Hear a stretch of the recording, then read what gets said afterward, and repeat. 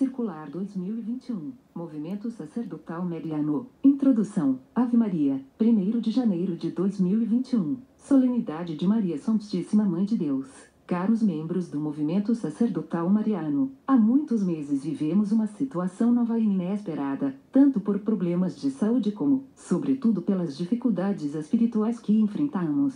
Começamos 2020 com a habitual, bela e forte vontade de viver e difundir a obra da Nossa Mãe através da oração dos cenáculos, retiros e exercícios espirituais.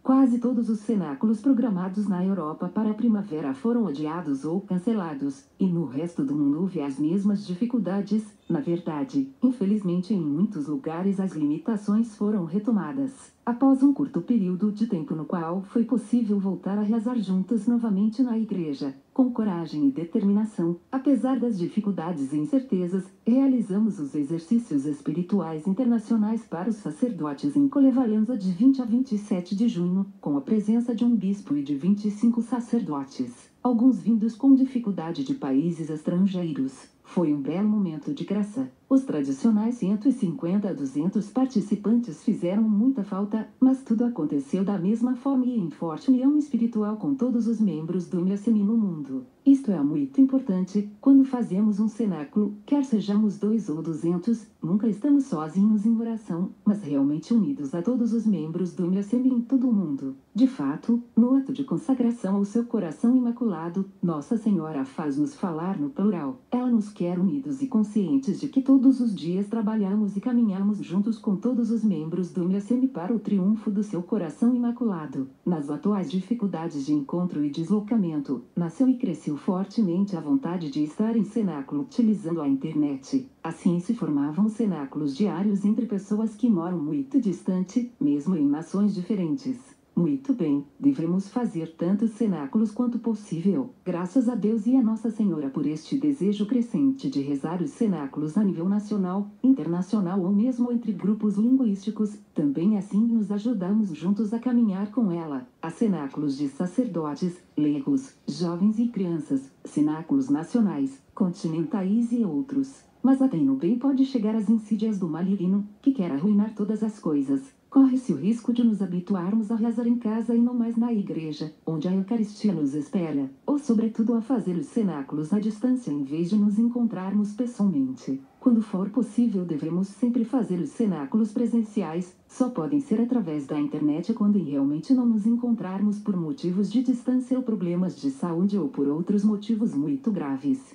Portanto, é importante e necessário que esses cenáculos na internet não substituam nossos cenáculos presenciais. Em primeiro lugar, os cenáculos presenciais. Os da internet são uma graça mais que acolhemos com grande gratidão a Nossa Mãe Celeste e a quem os organiza para ela. As dificuldades atuais não nos podem fazer retroceder e sim avançarmos. Não se removam os cenáculos ou substitua sua forma, mas sim, se adicione novos. Sei que em alguns países foi possível realizar alguns retiros em forma de cenáculo para sacerdotes e leigos. É uma graça para os participantes e, repito, para o MSM e a Igreja, da qual somos filhos e pela qual vivemos e rezamos. Apesar das dificuldades atuais, tive a graça de participar de numerosos cenáculos na Itália e também no exterior, Portugal, México, República Dominicana e Estados Unidos da América. Os exercícios espirituais internacionais para os sacerdotes de Colevalenza serão de 27 de junho a 3 de julho de 2021. Recordaremos o 10º aniversário da partida para o céu do querido Padre Stefano Gobbi, ocorrida em 29 de junho de 2011. Esperamos de todo o coração que haja novamente uma plena participação de padres de todo o mundo. Peço aos leigos que convidem seus sacerdotes a participar e, se necessário, os ajudem de alguma forma. Estou muito feliz que em várias partes do mundo haja mais exercícios espirituais do MSM. Quem realmente não pode participar de Colevalenza, pelo menos participe dos exercícios locais. Não deixe essa graça do cenáculo contínuo passar. A informação para os exercícios espirituais em Colevalenza pode ser solicitada ao Padre Florio Garcia, Via del Ronco 12 Padres Jesuítas, 34.133 Trieste, Itália. E-mail, oacflorio@tscali, IT, tel, mais 39, 333, 632, 2248. Olhando mais adiante, a organização dos exercícios espirituais de 2022 em Fátima já começou. Por ocasião do 50º aniversário do nascimento do MSM, tanto os exercícios para sacerdotes como um retiro para leigos serão organizados, indicativamente de 26 de junho a 3 de julho de 2022. Um registro inicial será solicitado no outono, a fim de reservar acomodação para todos. Os cenáculos regionais e nacionais serão programados assim que as circunstâncias o permitirem. Continuamos e aumentamos nossos pequenos cenáculos locais e familiares. Peço-vos que rezeis para que a causa de beatificação do Padre Nazareno Lanciotti, embora retardada pelos problemas atuais, possa ter sucesso em pouco tempo. A respeito da causa de beatificação de Padre Stefano Gobbi, renovo o pedido do envio de seus testemunhos o quanto antes, a fim de estarem prontos para a apresentação. Reflexão: 1º de janeiro de 2021, Solenidade de Maria Santíssima Mãe de Deus.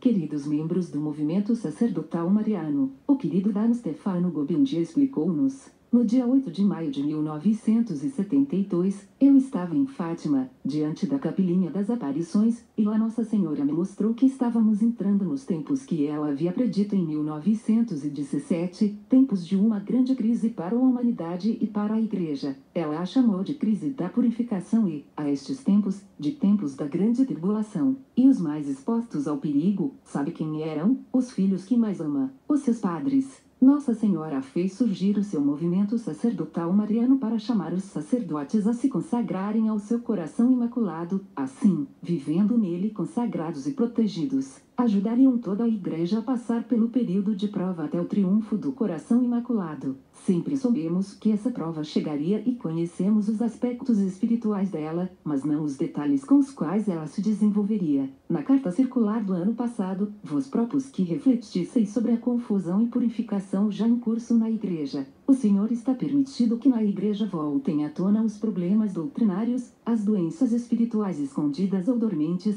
as máscaras, os projetos que visam mudar a Igreja, mudar a vida dos mandamentos, dos sacramentos, das virtudes, para que através da purificação, a Igreja volte a brilhar com a luz da santidade que a Imaculada lhe devolve, para a glória do Santíssima Trindade. É um processo de cura da Igreja, uma purificação que se faz necessária. Nossa Senhora confia a nossa fidelidade o caminho desta purificação. Quanto melhor vivermos a consagração ao seu coração imaculado, tanto mais cedo se cumprirá o seu triunfo, que coincide com o triunfo de Jesus nos corações e nas almas. Na vida das pessoas e das nações, veja a mensagem de 14 de junho de 1979. A consagração ao coração imaculado nos ajuda a viver cada vez mais profundamente enraizados na Igreja. No ato de consagração, ela nos faz rezar, acima de tudo, queremos estar unidos ao Santo Padre e à hierarquia, para formar uma barreira à onda de contestação do magistério, que ameaça a Igreja até os fundamentos. Ser barreira é fruto da consagração, mas também compromisso pedido aos membros do MSM. Se a barreira não é forte e os alicerces são atingidos, a responsabilidade recai não só sobre quem deve defendê-los, mas também sobre a própria barreira, que somos nós. Em 1979, Nossa Senhora nos explicou os 4 sinais do tempo da purificação: confusão,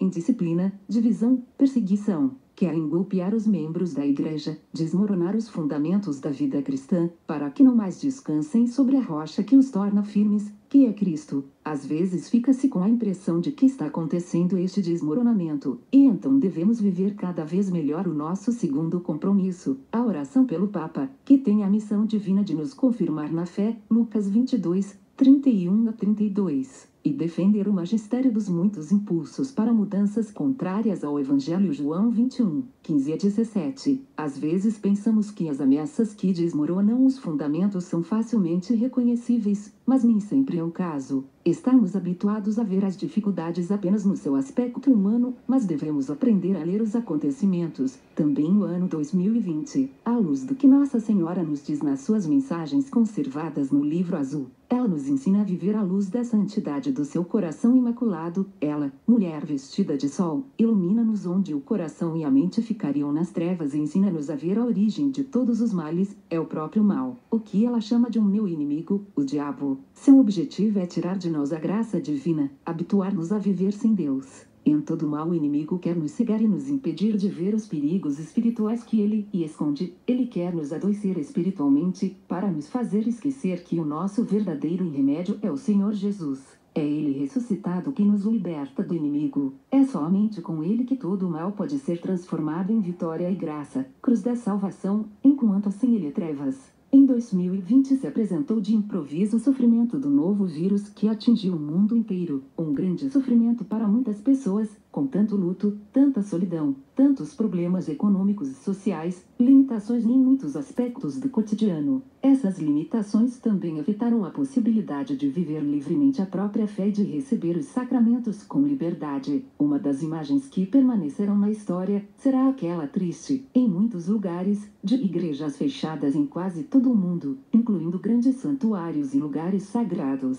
Deixe-me dizer-vos que vivemos muitos momentos sombrios ao longo de 2020. Não me detenho na escuridão do sofrimento humano, mas na escuridão espiritual, que este ano se manifestou de diferentes formas. Por exemplo, a escuridão das muitas igrejas fechadas, enquanto os mercados eram frequentados regularmente e sempre abertos. Assim, muitas pessoas acreditavam que as igrejas, geralmente muito vazias, eram lugares perigosos para a saúde, e aos poucos se acostumaram a pensar que o que se vivencia na igreja, oração e principalmente a missa, era menos necessário do que as compras diárias. A escuridão e o vazio de que a Eucaristia permaneceu rodeada. Em nome da prudência, muito que se prefere fazer pouco da Eucaristia, do Senhor Jesus em seu sacrifício redentor, como se o sacramento da salvação não fosse necessário para a nossa salvação eterna. Antes fosse preciso renunciar a ele para salvar a nossa vida terrena, e a comunhão espiritual é considerada mais do que suficiente. Assim, aumentaram também as trevas da vida espiritual em que muitos caíram. Durante quase um ano, muitos ficaram afastados dos sacramentos e já não sentem necessidade. Muitos pensam, erroneamente, que a igreja ensinou que se pode rezar em frente à TV sem a necessidade de ir à igreja para a missa e receber a Sagrada Comunhão.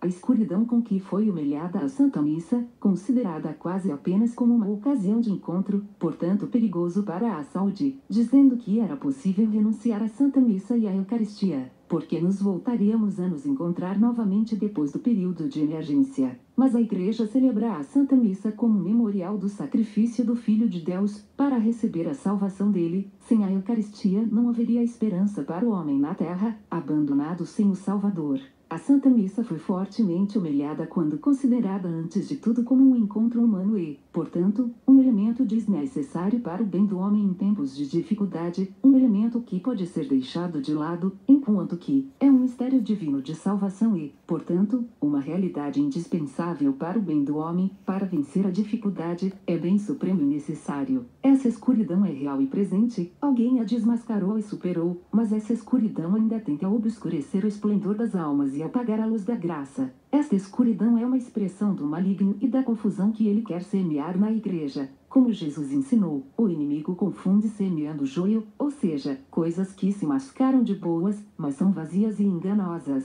O maligno, de fato, se mascara, se esconde, nos faz acreditar de maneira falsa que está propondo coisas boas. Mas quem conserva o Espírito Santo sabe disso, não se confunde e tem a luz para reagir. Nossa Senhora nos deixou um maravilhoso ato de consagração, para ser meditado profundamente em cada palavra. No final, ela nos recorda que o maligno age na verdade, dizemos cientes de que o ateísmo, etc., para realizar a pior desacralização da história, entrando no templo santo de Deus, não poupando nem mesmo muitos de nossos irmãos sacerdotes. O objetivo desta desacralização é a Eucaristia e seus ministros, os sacerdotes.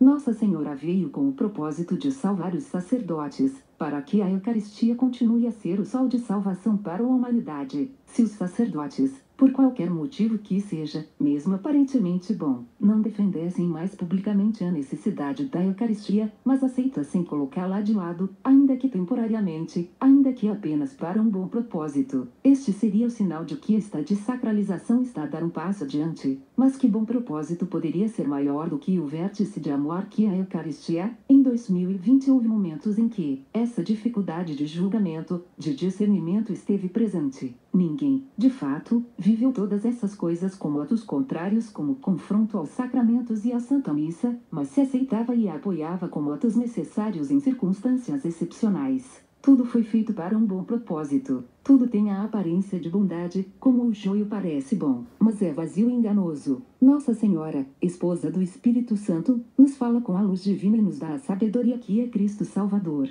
Só assim podemos ter um fadigoso e sutil discernimento. Quando se passa a crer que existe um bom propósito, um ato de caridade mais útil ao homem, mais necessário que a Eucaristia, isto é, quando a caridade se reduz apenas à vida terrena e não inclui a vida da graça, quando, por exemplo, se pensa que é caridade suspender os sacramentos sem buscar com todas as forças os meios de garanti-los aos fiéis e, pelo contrário, se pensa que não é caridade insistir em buscar esses meios, então se depara com uma subversão da caridade, reduzida a um amor generoso com grandes sentimentos, talvez que pareça até evangélico, mas é só terreno, útil para a vida terrena mas sem a esperança. Chegamos assim a um messianismo puramente temporal. Cardeal Joseph Ratzinger, Instrução sobre alguns aspectos da teologia da libertação, 2004. O homem propõe o seu caminho de salvação no lugar do de Cristo. E assim, a Eucaristia é golpeada sem muita dor.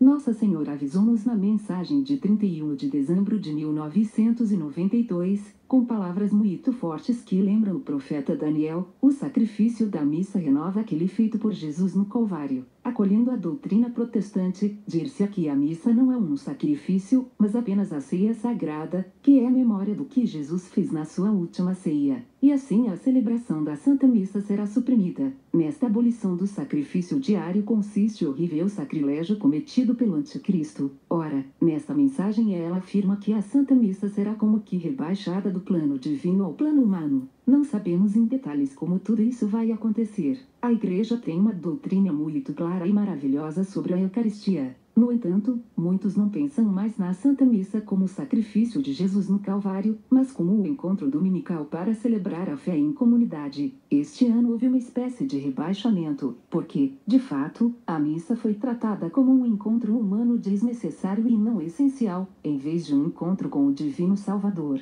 A doutrina é maravilhosa, a prática é muito diferente. Isso já faz parte da desacralização e do horrível sacrilégio de que fala Nossa Senhora. Atualmente, fala-se mais em proteger a saúde física do que a saúde eterna, ameaçada pelo pecado. Não quero negar a importância de cuidar da vida, mas hoje em dia os desinfetantes são procurados com frequência nas igrejas, mas nenhum confessor é procurado. Nossa Senhora nos lembra que a realidade do pecado é tão grave que o Filho de Deus teve que estabelecer na igreja o memorial do seu sacrifício redentor, para perpetuar o seu ato de reparação e redenção. A rejeição geral e renovada de Deus, a sua oração renovada e sincera ainda responde com infinita capacidade reparadora. A propagação do pecado e do mal, hoje o sangue inocente do verdadeiro Cordeiro de Deus é oferecido à justiça divina, que tira todos os pecados do mundo, 1º de janeiro de 1984. Quase parece que dizemos estamos em perigo e, portanto, devemos renunciar à Eucaristia, enquanto até recentemente era exaltado o exemplo dos santos mártires, que diziam estamos em perigo, mas não podemos renunciar à Eucaristia. Os mártires de Apitene, compêndio do Catecismo da Igreja Católica, parte 2. Se o primado dela não é reconhecido, o próprio mistério pascal e o senhorio de Cristo também são humilhados. Na verdade, Nossa Senhora nos diz seu sacrifício tem um valor infinito, além do tempo. O seu sangue, as suas feridas, a sua dolorosa agonia, a sua atroz morte na cruz tem o valor da salvação, também para esta vossa geração que estaria perdida sem ele. Este seu sacrifício é misticamente renovado em cada Santa Missa que é celebrada. 1º de janeiro de 1984. O reino glorioso de Cristo coincidirá com o triunfo do reinado eucarístico de Jesus, porque em um mundo purificado e santificado, completamente renovado pelo amor, Jesus se manifestará sobretudo no mistério da sua presença eucarística. A Eucaristia libertará todo o seu poder divino e se tornará um novo sol, que refletirá seus raios luminosos nos corações e nas almas e depois na vida das pessoas, famílias e povos, formando um único redil de todos, dóceis e mansos, do qual Jesus será o único pastor. Vossa Mãe Celeste vos conduz a estes novos céus e a esta nova terra, que hoje vos reúne de todas as partes do mundo para vos preparar para receber o Senhor que vem. 21 de novembro de 1993. Sem a celebração da Eucaristia, o cristão é privado do tesouro da redenção e os presbíteros são esvaziados da sua identidade e do seu primeiro ministério, serem servos da Eucaristia,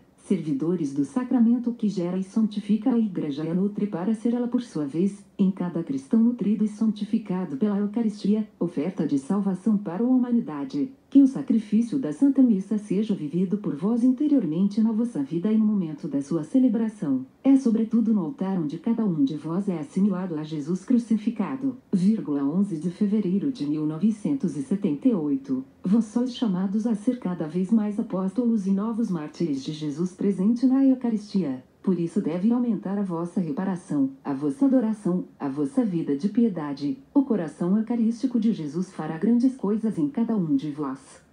13 de julho de 1978. Eu mesmo preencherei o grande vazio em torno de meu Filho Jesus presente na Eucaristia. Vou formar uma barreira de amor em torno de sua presença divina.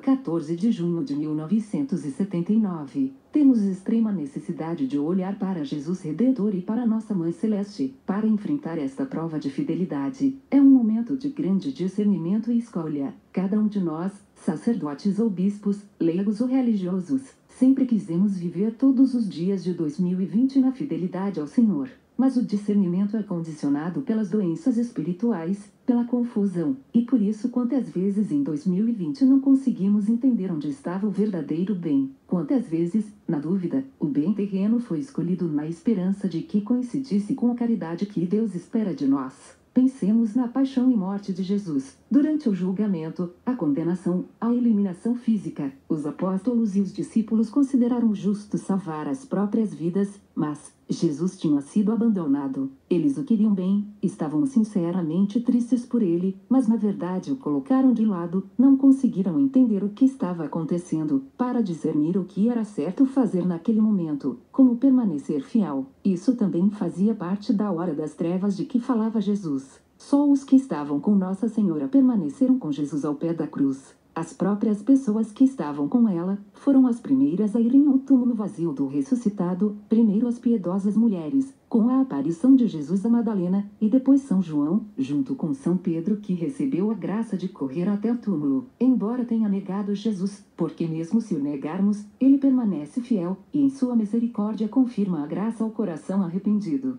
Só por obra materna de Nossa Senhora se permanece fiel, quer nos dermos conta ou não. A vossa Mãe Celeste quer encerrar a todos no refúgio seguro do seu coração imaculado, para vos proteger no tempo da grande prova e vos preparar para receber Jesus, que está prestes a regressar para instaurar o seu reino glorioso entre vós. 21 de novembro de 1993. Eu sou a mãe do segundo advento e a porta que se abre para uma nova era. Esta nova era coincidirá com o maior triunfo do reino eucarístico de Jesus. 26 de fevereiro de 1991. Olhando para o ano passado, no entanto, a Eucaristia não triunfou publicamente, ao contrário, foi humilhada. Ninguém queria fazer isso de propósito, mas as escolhas espirituais e às vezes até pastorais tiveram, às vezes, essa consequência. Em toda esta carestia eucarística, houve momentos de verdadeiro triunfo, por exemplo, aquelas pessoas muitas vezes na velhice que visitavam Jesus Eucarístico na igreja todos os dias,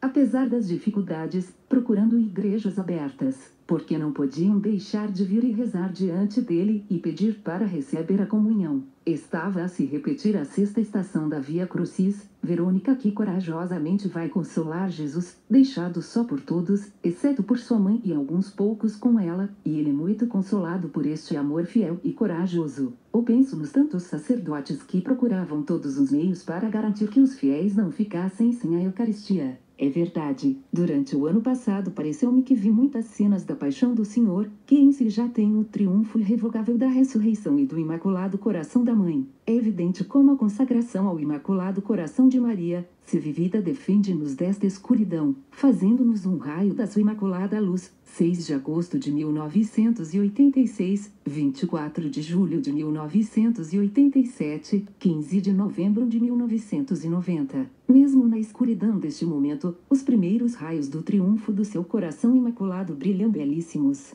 Então, vamos lembrar as palavras de Nossa Senhora. Confiai em mim e permanecereis fiel, porque poderei exercer plenamente minha obra de medianeira da graça. levar-vos-ei todos os dias pelo caminho de meu filho, para que ele possa crescer em vós até a sua plenitude. Esta é a minha grande obra, que ainda cumpro no silêncio e no deserto, sob a minha poderosa ação de medianeira da graça. Vós sois cada vez mais transformados em Cristo, para vos tornardes aptos para a tarefa que vos espera. Portanto, avançai com coragem nos caminhos traçados pela vossa Mãe Celeste. 16 de junho de 1980. Deixai que a Mãe Celeste vos reúna no redil do seu coração imaculado para vos formar para serdes cada vez mais fiéis a Jesus e ao seu Evangelho. Sede humildes, fortes, corajosos. Não vos deixeis levar pelo medo ou pelo desencorajamento. A noite do erro, da apostasia e da infidelidade já desceu sobre o mundo e na igreja. O corpo místico de Jesus vive a hora de uma nova e dolorosa agonia.